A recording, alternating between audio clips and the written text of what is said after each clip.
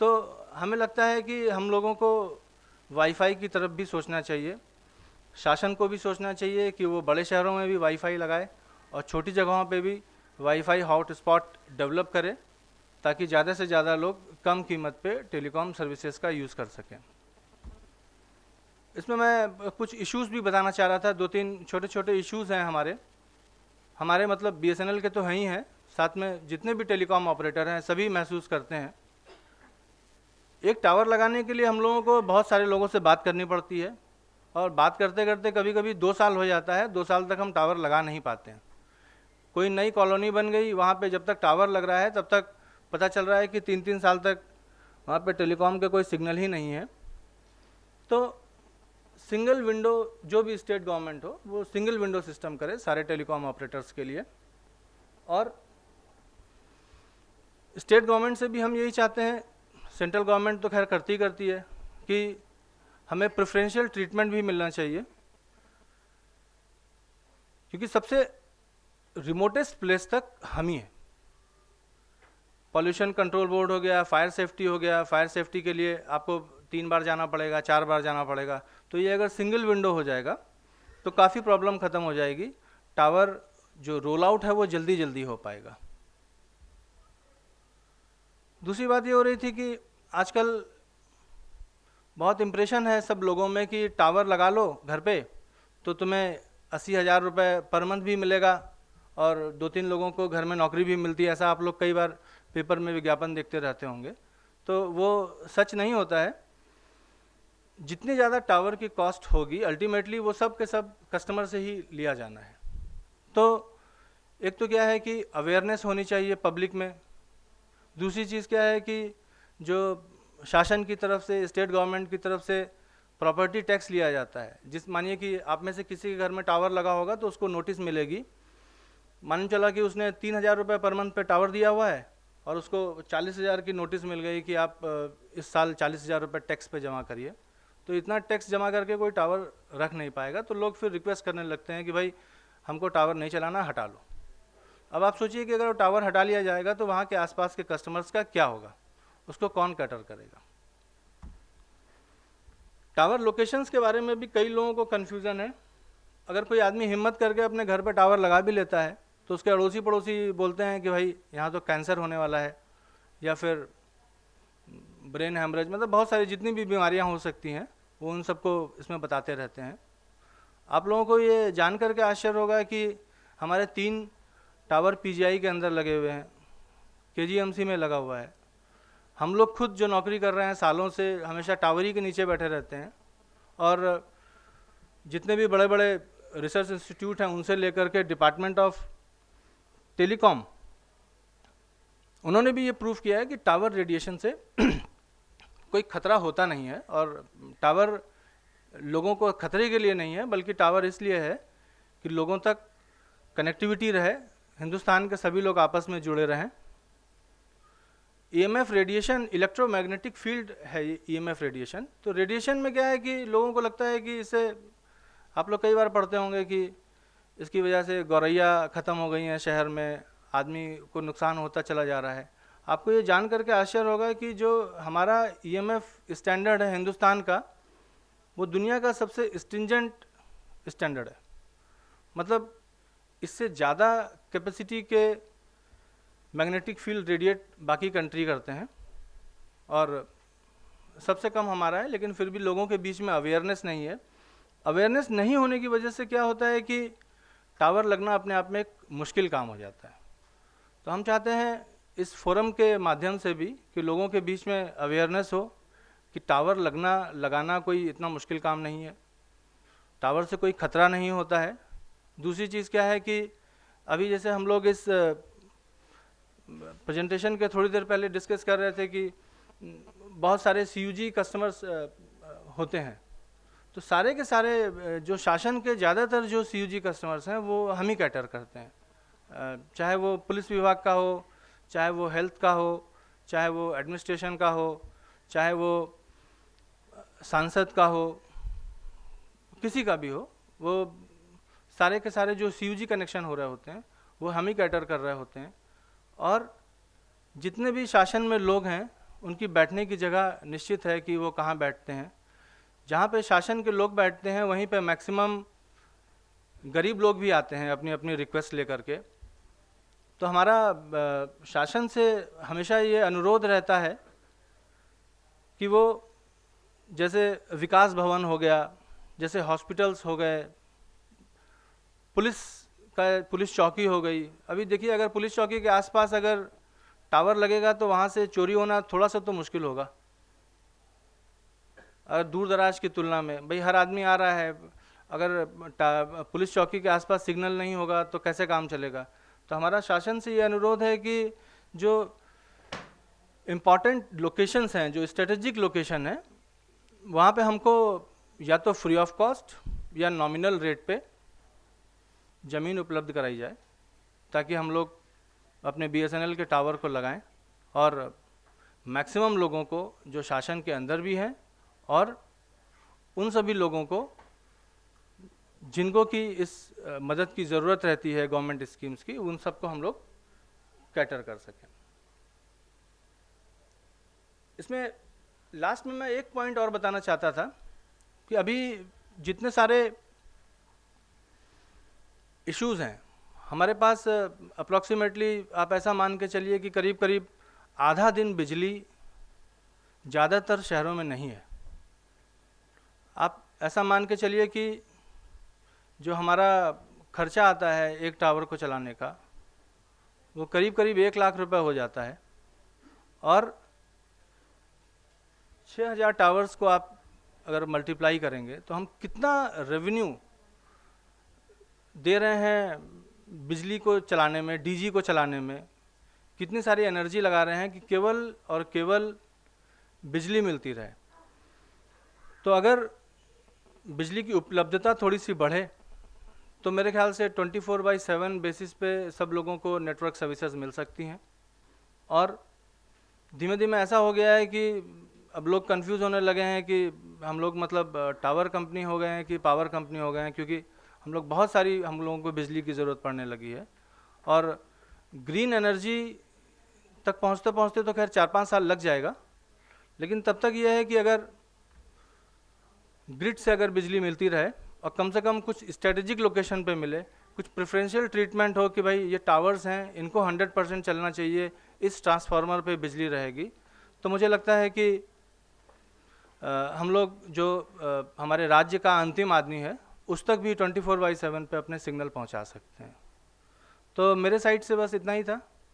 बाकी अगर आप लोगों को कोई या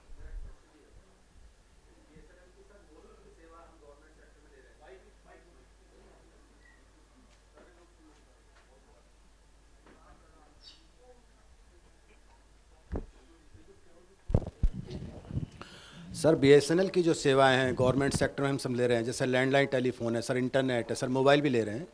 लेकिन सर कोई आपके पास में ऐसा नंबर है कि अगर हमारा इंटरनेट ख़राब हो गया सर या लैंडलाइन टेलीफोन ख़राब हो जाए तो हम उसी नंबर पर SMS करें कि हमारा ये ख़राब हो गया है, तो उसके बाद में आपका रिप्लाई हमारे पास में आ जाए कि ये इतने दिन में हम ठीक करा देंगे? इस तरह का कोई सर आपके पास कोई टोल फ्री नंबर या कोई इस तरह का है? देखिए हमारे पास कुछ नंबर हैं। एक नंबर है जैसे मैं बताना चाहता था कि 1507 है जी।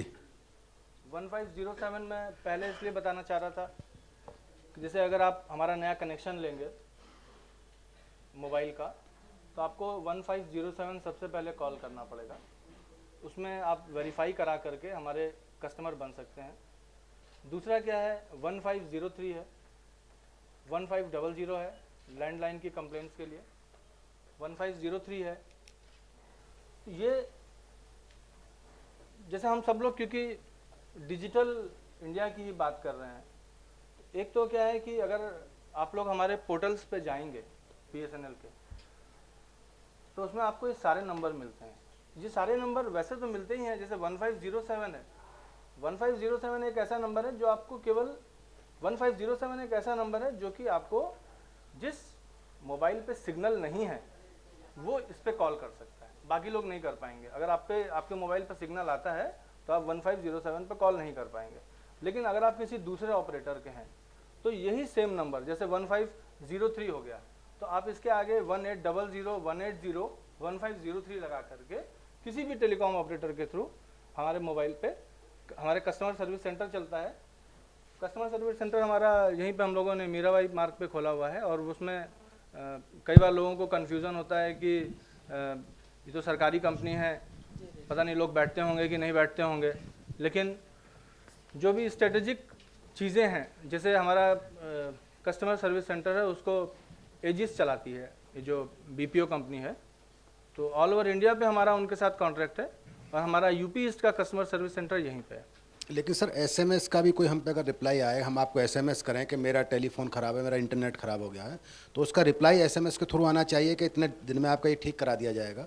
नहीं देखिए क्योंकि साहब, बाई मैनुअली सर बहुत टाइम लगता है हमारे नहीं लिए। साहब, इसमें देखिए, इसमें क्या है कि इसमें एक्चुअली हम लोग 3 तरीके से प्रोसेस हो रहा होता है। एक्चुअली क्या होता है कि पहला है कि आप कस्टमर सर्विस सेंटर पे लॉगिन करेंगे, उसको अपनी प्रॉब्लम बताएंगे, ठीक है, और उसको प्रॉब्लम बताने के बाद में वो आपको टाइमलाइन देगा कि इसको वो क्या करते हैं, कस्टमर सर्विस सेंटर से जो संबंधित जिला है या संबंधित अधिकारी है उस तक ये नंबर जाता है कि ये नंबर की कंप्लेंट है।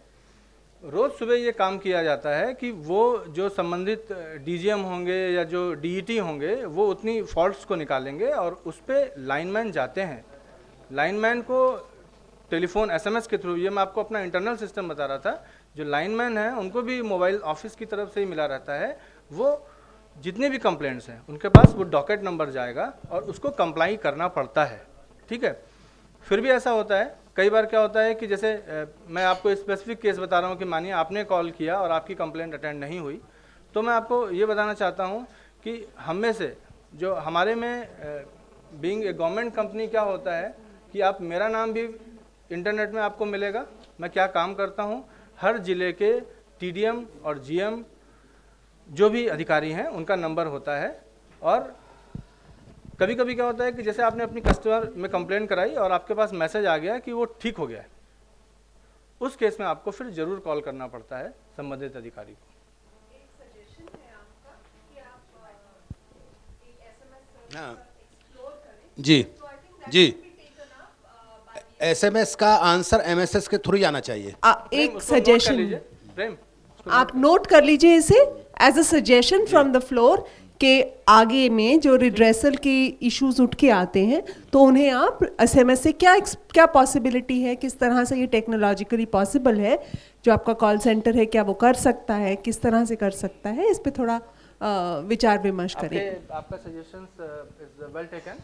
मैं इसमें बस एक बात बोलना चाहता था कि कोई भी टेक्नोलॉजी होती है, जैसे कि हम लोग इस टेक्नोलॉजी पे भी काम कर रहे हैं, देखिए ये जो अगर कोई भी चीज़ या तो फुली टेक्निकल हो जाए या फुली मैनुअल हो जाए, तभी आप रिस्पॉन्सिबिलिटी फिक्स कर सकते हैं। जैसे हमारा कंप्लेंट सिस्टम होता है, ये क्योंकि आधा सिस्टम होता है टेक्निकल कि आपको एसएमएस जाएगा, वहाँ पे पहुँचेगा, उस पर किसी को कंप्लेंट असाइन करी जाएगी, फिर कोई ना कोई आदमी हमको कंफर्म करता है कि साहब हमने ठीक कर दिया। तो वो जब हाँ, कंफर्म करता तो है, वो वही चीज आपको वो एसएमएस से यदि कंफर्म कर दे आपके, क्योंकि ये चीज हमने पिछली वर्कशॉप में देखी थी, पानी के तौर पर उन्होंने एक्सप्लेनेशन दिया था किस तरह से पानी, तो जब वो लाइनमैन आपका ठीक कर देता है उस चीज को, तो उसी चीज उसमें कुछ समय लगेगा। तो पहला एसएमएस तो ये आया इनको कि रजिस्टर्ड कॉल होगी आपकी कि आपका जो कंप्लेंट है ये रजिस्टर हो गया, उसके बाद कुछ टाइम लगेगा, आपके कंप्लेंट को 3 दिन दिए जाएंगे, 7 दिन दिए जाएंगे, whatever time it takes. उसके बाद में आपका जो लाइनमैन है, once the lineman goes and rectifies the problem, then the lineman will send an SMS.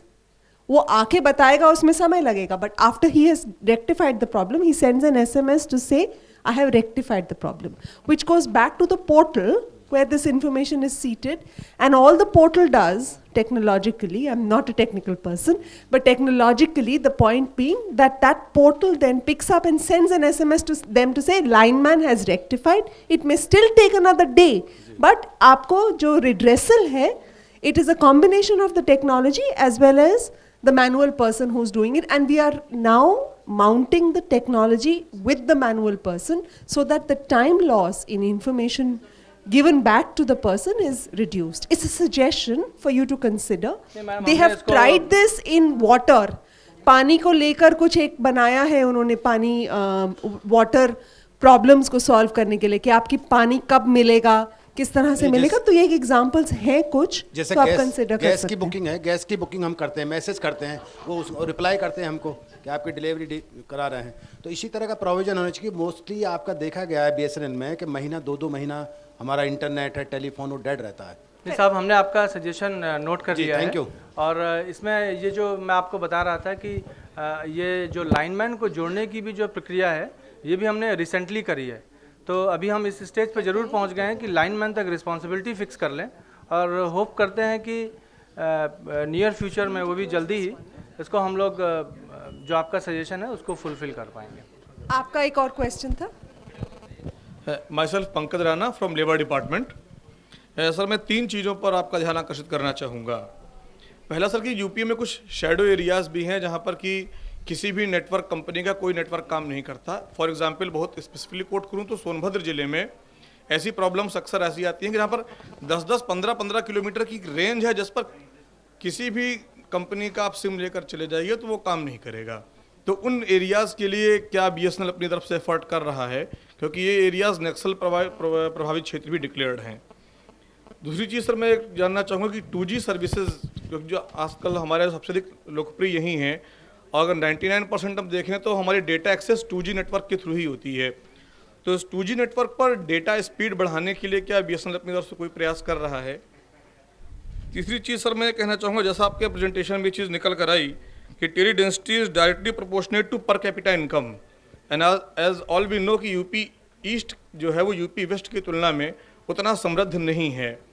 यहाँ पर आपकी कवरेज भी ज़्यादा है, इंफ्रास्ट्रक्चर भी आपका यहाँ पर ज़्यादा है। तो क्या यूपी, और अगर आज जिस वर्कशॉप में हम बैठे हैं, ये कम्युनिटी के लास्ट आदमी तक के लिए है, जहाँ तक हम अपने सर्विसेज पहुँचा सकें, और आप या बाकी जो टेलीकम्युनिकेशन की जो कंपनीज़ हैं, भारती है, वोडाफोन है, वो कैरियर्स हैं।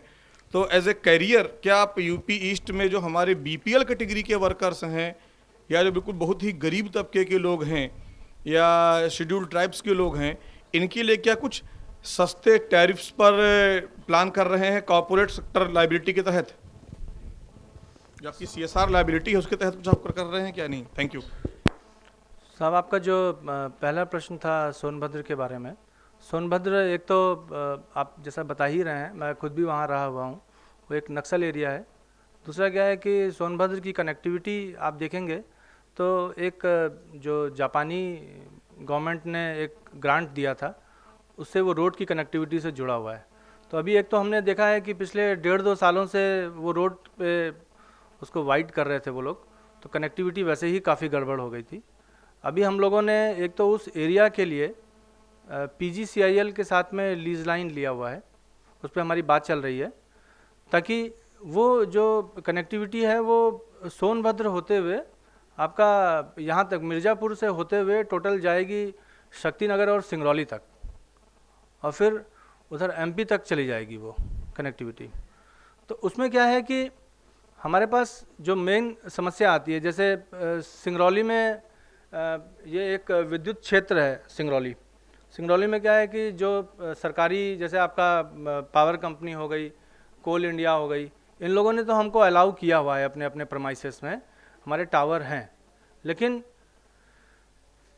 उन कॉलोनीज़ के बाहर आपने खुद भी देखा होगा कि वो पूरा का पूरा नक्सली प्रभावित ज़िला रहता है, और कई बार क्या होता है कि हमको जगह मिलने में दिक्कत होती है। तो मैं जैसे आपको पहले भी बोल रहा था कि एज ए गवर्नमेंट कंपनी ये हमारी रिस्पॉन्सिबिलिटी है कि हम last man of the society तक, जिसको कि हमको हमेशा फर्स्ट मैन समझना चाहिए, वहाँ तक अपने सिग्नल 24/7 पर पहुँचाएँ। और इसके लिए हमारी पहली ज़रूरत है कि हमें टावर के लिए कम से कम शासन से प्रेफरेंशियल ट्रीटमेंट ज़रूर मिले।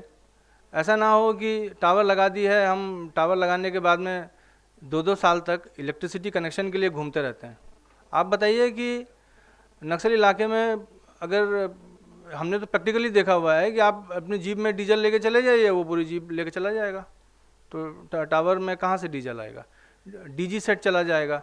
तो इसलिए क्या है कि हमको ऐसी लोकेशंस चाहिए हैं जहाँ पे, क्योंकि शासन की सारी स्कीम्स हैं, शासन है ही इसलिए कि वो अंतिम आदमी तक अपनी मदद पहुँचाए। इसके लिए ज़रूरी है कि जो हमारे टावर इंफ्रास्ट्रक्चर हैं वो ऐसी लोकेशन पे लगें, ऐसी ज़मीन पे लगे जहाँ पे कि हमें कुछ सिक्योरिटी रहे, और सबसे अच्छा रहेगा कि वो हमको शासन की तरफ से सब्सिडाइज रेट पे वो ज़मीन मिल जाए। दूसरी चीज़ जो आप पूछ रहे थे कि आपने दूसरा क्या क्वेश्चन पूछा था? डेटा स्पीड के बारे में मैं बताना चाहूँगा कि हम लोगों ने अभी जो हमारा मोबाइल यूनिट है, हम लोगों का पहला ऑब्जर्वेशन यही हुआ कि डेटा गड़बड़ चल रहा है, और 2G पे अगर डेटा नहीं चलेगा तो वो सब बेकार है। तो उसमें हम लोगों ने 2-3 टाइप की एक्सरसाइज करी हुई हैं। हो सकता है थोड़ा सा आप लोगों को टेक्निकल लगे, पर आप ऐसा समझ लीजिए कि मोबाइल टावर जो होती हैं वो पीछे एक बहुत बड़ी एक मशीन से जुड़ी होती हैं। उसमें करीब जैसे 30, 40, 50, 60 टावर जुड़ी रहती हैं। फिर वो जो टावर जो वो उसको हम लोग BSC बोलते हैं, वो BSC फिर एक और बड़े सिस्टम से जुड़ी रहती है जिसको हम लोग SGSN बोलते हैं, जो डेटा को चलाता है। तो हमने फ्रंट एंड पे एक स्कीम करी है और एक बैक एंड पे स्कीम करी हुई है। जो हमारी कनेक्टिविटी थी BSC से लेकर के SGSN तक, वो कनेक्टिविटी थी एक एक टेलीफोन लाइन के कनेक्शन पे, जिसको हम लोग बोलते हैं PCM बोलते हैं, 2 PCM पे, जो मतलब 2 Mbps का डेटा चलता था। अभी हम लोग हम लोग होप करते हैं कि इसी महीने के अंत तक जो हमारी 70-80 BSCs हैं जो जुड़ी हुई हैं SGSN तक, वो सारी की सारी हम लोग STM पे कर देंगे। आप समझ लीजिए कि जैसे हम लोग ने लखनऊ में 2-3 जगह करके देखा है, तो जिन BSC पे किया वहाँ पे जो डेटा अपलोड और डाउनलोड करने की क्षमता थी वो करीब करीब 3 गुना बढ़ गई है। तो इसका मतलब ये हुआ कि जो एंड नोट पे आदमी बैठा हुआ है, अब वो उसी ड्यूरेशन में 3 गुना डेटा ज़्यादा डाउनलोड या अपलोड कर रहा है। और BTS पे हम लोग दूसरी एक्टिविटी कर रहे हैं। ये क्या है कि जितने BTS जुड़े होते हैं वो भी 2 PCM पे जुड़े, एक एक PCM पे जैसे एक एक BTS जुड़ा हुआ है, तो उसको अब हम लोग उसकी क्षमता दुगनी कर रहे हैं। हम लोगों ने लखनऊ में भी एक्सरसाइज करी हुई है, उत्तर प्रदेश ईस्ट के सभी ज़िलों में एक्सरसाइज की हुई है। हमारा टारगेट रहता है, हर महीने हम लोग मीटिंग करते हैं, तो हम लोगों को ऐसा टारगेट मिला हुआ है कि जितने भी ज़िले हैं उसमें कम से कम जो 20 इम्पॉर्टेंट टावर हैं उन पे 2 PCM कर दिया जाए। तो इस पर हम लोग काम कर रहे हैं। एंड मतलब BSNL के बिहाफ पे मैं आप लोगों को एश्योर करा सकता हूँ कि आप खुद भी यूज़ करेंगे तो देखेंगे कि आप उस पर ज़्यादा तेज़ी से, जो पिछले 1 साल में अगर आपने यूज़ किया हो या आप कर रहे हो, तो आप उसमें अंतर महसूस करते होंगे, या नहीं कर रहे होंगे तो अभी आगे भी करेंगे। ठीक है,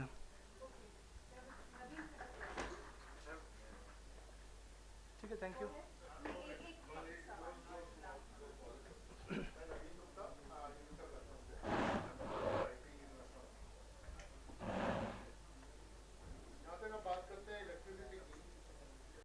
उसमें आपकी इलेक्ट्रिसिटी नहीं आती या डीजल नहीं आता, इस वजह से आपके जो टावर्स हैं वो नहीं चलते हैं। So why can't BSNL explore solar power?